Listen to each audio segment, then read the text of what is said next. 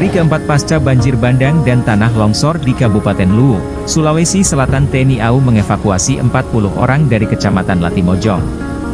Komandan Lanut Sultan Hasanuddin Makassar, Marsma TNI Bonang Bayuaji menerangkan, dari 36 warga yang evakuasi heli Caracal H225M TNI AU terdapat 8 orang lansia yang sakit dan membutuhkan pertolongan medis. Sulitnya medan yang berada di daerah pegunungan dan perubahan cuaca yang demikian cepat di lokasi banjir dan tanah longsor membuat helikopter Caracal H225M TNI AU harus bekerja cepat untuk mengirimkan bantuan.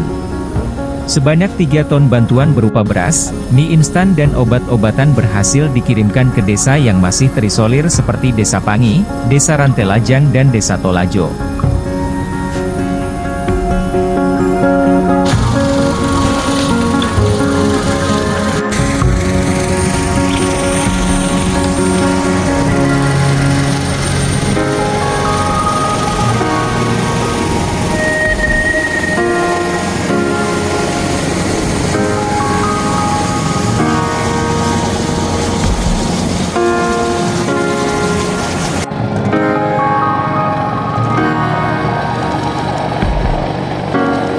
Download Tribun X sekarang, menghadirkan lokal menjadi Indonesia.